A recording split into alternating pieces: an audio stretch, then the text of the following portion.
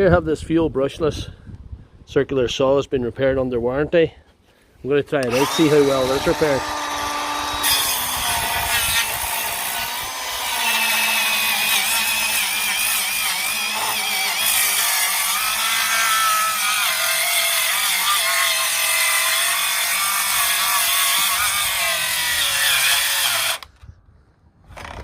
She's labouring, but I think that's all this thing's capable of. I know people will complain that there's a Dewalt Blade on, but that's not the reason.